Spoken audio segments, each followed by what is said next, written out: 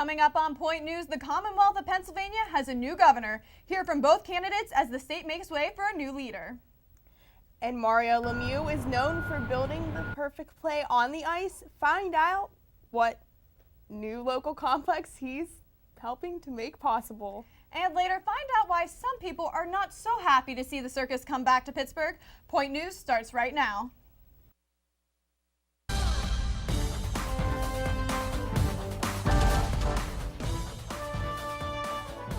Live from the Point Park University Broadcast Center in downtown Pittsburgh, this is Point News. Good afternoon and welcome to Point News. I'm Tori Adams. And I'm Kelsey Metzger. Democrat Tom Wolf beat out incumbent Republican Tom Corbett to become the 47th governor in the state's history. Wolf won about 55% of the vote from the citizens of Pennsylvania. He won many counties on the eastern side of the state near Philadelphia. Wolf's big win on the western side was Allegheny County, where Corbett is originally from. This is the first time the incumbent governor in Pennsylvania has lost his bid for re-election since candidates were allowed to run for a second term 4 decades ago. Wolf steps into his position having never been elected to a political office before. Prior to election day, Wolf spoke to the United Steelworkers Union in Pittsburgh and addressed business practices in Pennsylvania. Let's make 2014 a time where we're not just out working for what's good for the United Steelworkers membership. The right to strike, the right to organize, minimum wage, safety in the workplace. Those things actually matter to you as members. But in 2014, let's acknowledge that they matter for everybody. Wolf will step into office in January to begin his term as governor. Tom Corbett said his concession speech on how he was proud of his administration and the work they did. After he congratulated Tom Wolf on his victory, Corbett addressed his supporters, saying he tried to do what he thought was right for the state. Corbett jokingly said, obviously not everybody thought those decisions were right. After the loss, Corbett still stood by his claim that he did not cut education. Contrary to a lot of what you heard over the last year, we increased spending in education to over $1 billion, more than any time in our history. Corbett said losing the governorship was the end of one journey and the beginning of another. For a more in-depth look of what a Tom Wolf win can mean for Pennsylvanians, let's head over to Point News reporter Jillian Trainer. Jillian? Thanks, Kelsey. Well, for starters, Tom Wolf has proposed changing the state's income tax system. Pennsylvania currently has a flat rate tax, meaning everyone is taxed the same percentage. Wolf wants to change that to a progressive tax rate, meaning the amount of tax you pay increases the more money you make. Wolf also supports taxing natural gas drilling, about 5% to increase state revenue. And he hopes to increase the state's minimum wage from $7.25 an hour to $10.10 an hour. Reporting for Point News, I'm Jillian Trainer. The Republican Party came out on top across the country on Tuesday by winning 10 out of the 13 closest races. In the U.S. Senate, the GOP gained control with 52 seats, compared to only 44 held by the Democrats. The Republican Party also strengthened its hold on the U.S. House of Representatives. By gaining 4 seats, Republicans now hold 244 seats, and the Democrats hold 180 seats. While Pittsburgh is focused on Marc-Andre Fleury's back-to-back shutouts, some hockey fans are looking down the road to what the future holds for the Penguins. Let's bring in Point News reporter Julia Kramer. And Julia, it's all about location, location, location. That's right. Hockey legend Mario Lemieux is working to make yet another impact on Pittsburgh. This time, he and the Pens are partnering up with UPMC to construct a new multi-million-dollar sports complex. In 2013, the Pens and UPMC broke ground for the construction of a 178,000 square foot building that will house 2 skating rinks and training facilities for the Pens and a medical facility for the public and athletes, including a concussion treatment center. It was certainly no accident that the future proposed development site was chosen for the rapidly growing Cranberry Township. Why not Cranberry Township? We are the center of the universe. We are a great location between I-79, Pennsylvania Turnpike, 228, 19. So it is a great location. It's all about location, location, location. And UPMC and Penn saw the value of locating here in Cranberry Township. The facility not only will impact amateur and professional athletes from across the country, but also our up-and-coming hockey community. It'll give people in the northern part of Pittsburgh to have another ice surface to get out and try out the game and build a hockey community around Pittsburgh. UPMC officials say they predict around 100 employees and up to 200,000 patients within the first few years. Skates are expected to hit the ice for the first time in the grand opening in the summer of 2015. The price tag is around $70 million. You'll find it along Route 228, about 20 minutes north of Pittsburgh. Reporting for Point News, I'm Julia Kramer. Coming up on Point News, it's been a cold and dreary week. Alexis Adams will see if the weekend can bring some sun and warmer temperatures. And Tori, Steeler home games always begin hours before the game time with tailgaters. Find out what some fans had to say about this season. We are a social people. We share our inspiration, wisdom, creations, and memories. We share what makes us laugh and what angers us. Built on the notion of a free flow of ideas, our country thrives on the freedom of speech. Without it, who would watch over our governing powers? And how would we share our history to make a difference for the future? It's this freedom to share that gives us a reason to listen. Start your morning with City News. Start your morning with campus news. Start your morning with political coverage. Start your morning with fun.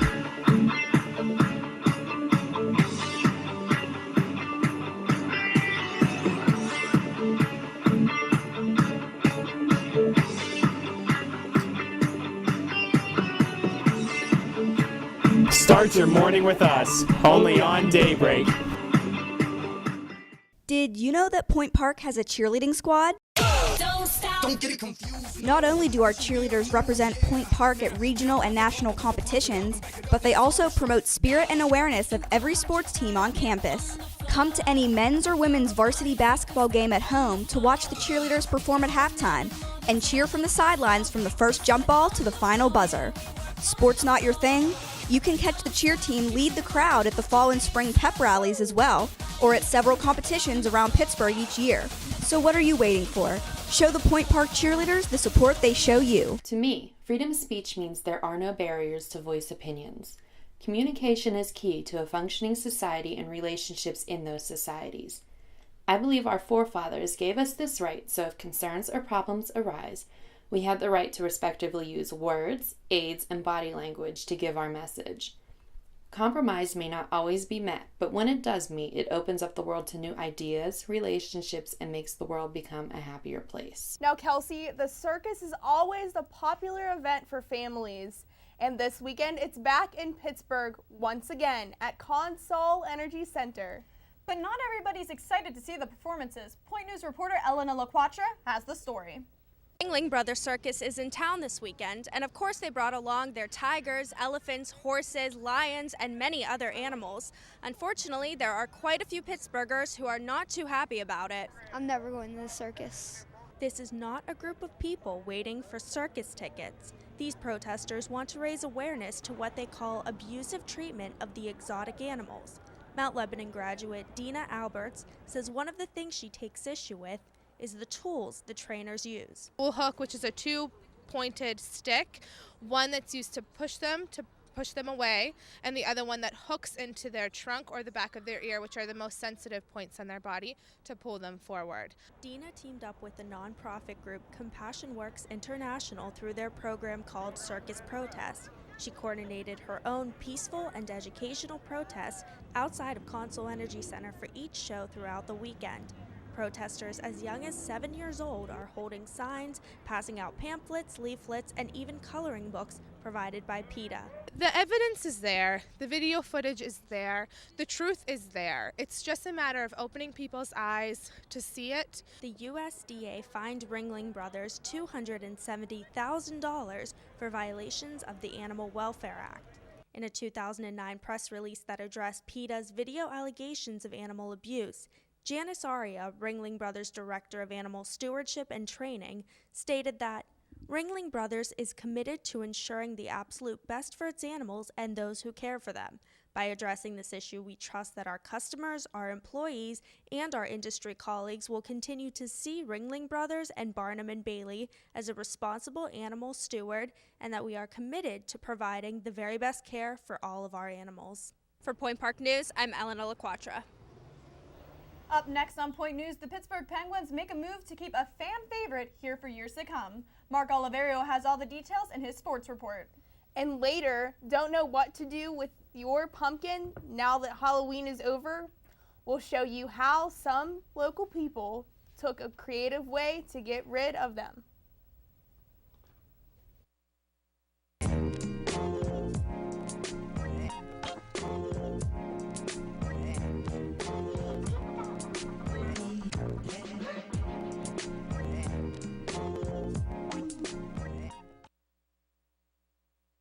Here at the Pioneers sideline, we get freshmen involved as quickly as possible so they get the real-world experience on air and behind the scenes to set themselves apart in internships and potential jobs. Blaine, where is that video? I needed it in KeyPro like yesterday. All right, I got you, Chris. But I had a quick question for you guys. What do you mean the questions? It's always a question. It's always a...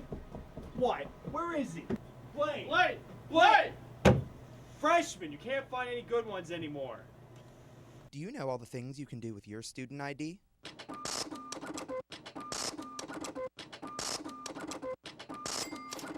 Along with getting discounts to some of the restaurants around campus. Showing your Point Park ID can net you deals on tickets at theaters in the Cultural District. To check out all the current options, just search Student Discounts on the Point Park University homepage.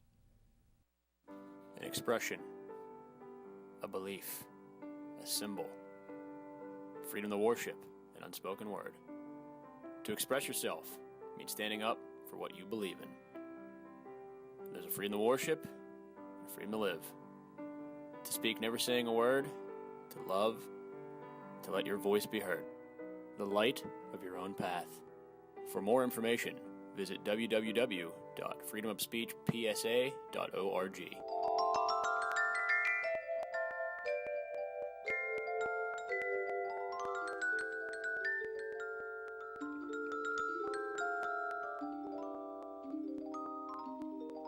Tori, this week has seen the cold roll in, and I have to tell you, I'm not a fan of it. Except on Election Day, when it was pretty nice outside. That's right, Kelsey. Alexis Adams joins us with your weekend outlook. Alexis, can we see some more days like Tuesday this weekend? I'm sorry to tell you guys, we will not be experiencing any more days like Election Day. When you came out to school this morning, it was 49 degrees, and around noon it was 55 degrees. And when you go home this evening, it's going to be about 54 degrees. And guess what, guys? The snow is coming. We are going to be seeing snow when it is Friday. We're going to hit 46 degrees, and our low is going to be 32. So grab those scarves and put them on your necks because you will be cold. And Saturday, your high will be 52 degrees with a low of 39. And that's going to be the warmest day because we're back to cold on Sunday at 47 degrees with 34 at the low. So sorry, guys, no good news over here for warmth, but if you like to cuddle, perfect weather. Send back up.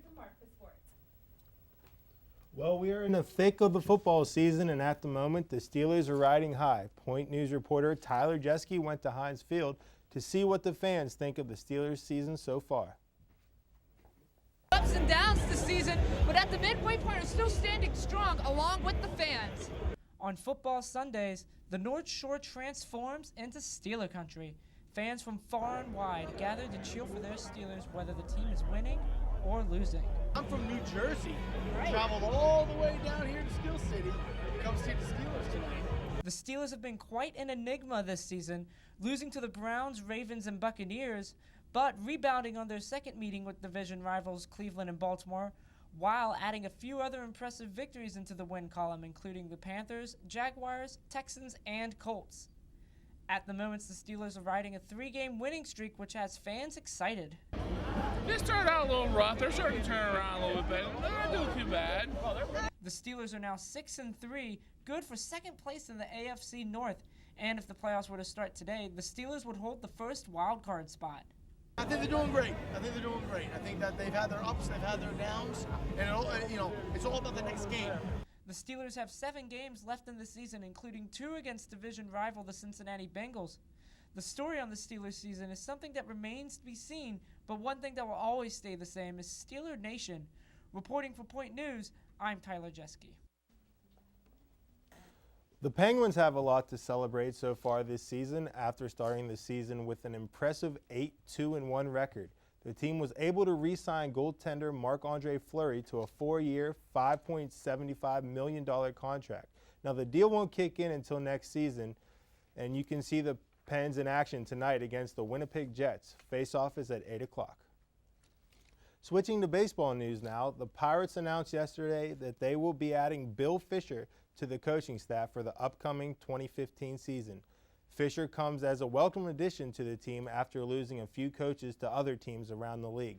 He brings with him a lot of experience, having spent the last 29 years as a member of the Oakland Athletics organization.